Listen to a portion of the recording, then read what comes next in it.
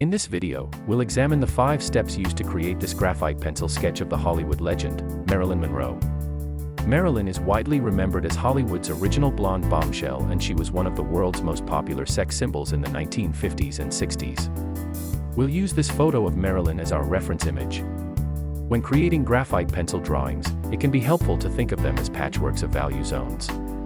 This image breaks down our original reference image into only 3 distinct values, namely white, black, and mid-tone gray. You can also achieve this effect by squinting at the original reference image. Graphite pencil drawings are a good stepping stone along the path to color drawings and paintings, because they allow the artist to focus solely on value, which is a basic foundation of color drawings and paintings. Most portrait artists strive to capture the most precise likeness of the reference image as possible. This requires a close matching of the shape and proportions of the head and hair relative to the body, and correct placement of key facial features within the face. Some artists can accomplish this by visually measuring relative distances between key features, while others use measuring aids such as their pencil, paintbrush, ruler, or grid.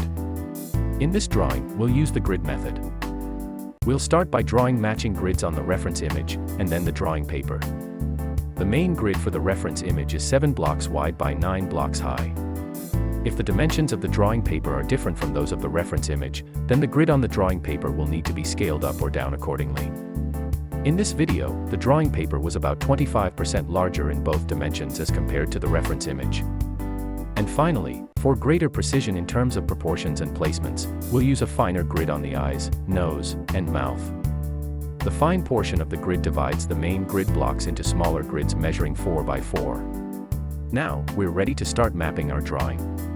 The main goal of the mapping step is to correctly capture the proportions and placement of key features, such as the head, hair, eyes, nose, mouth, neck, shoulders, and upper chest.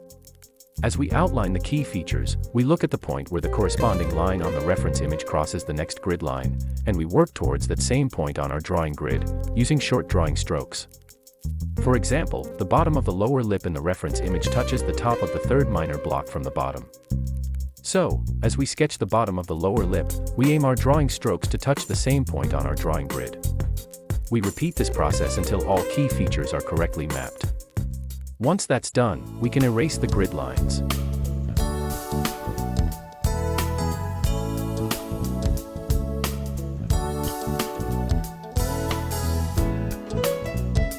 The next step is to begin darkening the value zones, starting with the darkest zones, such as the eyelashes, irises, eyebrows, and nostrils. This is typically the most time-consuming step. Since we're using the Tone 10 version of Strathmore's best quality 400 series drawing paper, we won't have to darken the light zones as much as we would if we had chosen white paper. This can save graphite. Using a mechanical pencil for fine detailed features will also save graphite by reducing the need to frequently sharpen our pencils.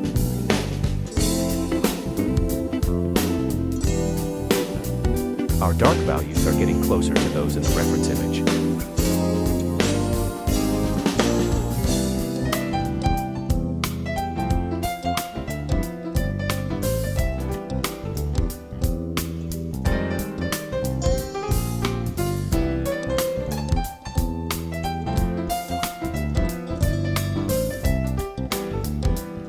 Now, we start filling in some of the shaded areas.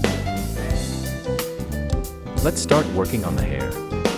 Try to make your drawing strokes follow the direction of the hair strands in the reference image. Apply firm pencil pressure for dark value zones, and light pencil pressure for light value zones. Use soft and hard pencils for dark and light value zones, respectively.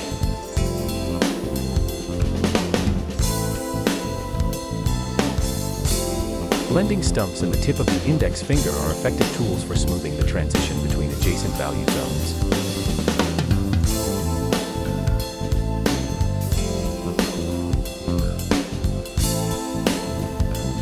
Looks like we're getting there.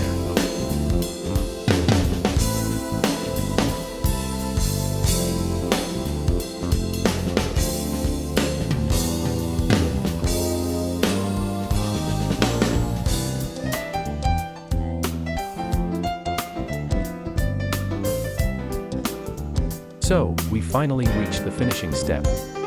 Remember to place a clean sheet of paper between your hand and the drawing to help reduce the risk of smudging and smearing. Also, to further reduce the risk of smudging, sweep away eraser fragments with a clean, dry paintbrush. And finally, spray your finished drawing with a matte fixative, like Krylon Workable Fixative. This will help further protect your drawing against smudging and help reduce the graphite gloss in the darkest zones, caused by burnishing. If you have any questions or comments, I'd love to hear from you, so please leave them in the comments section below.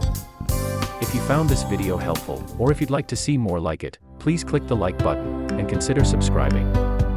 Thanks for watching, and have a great day.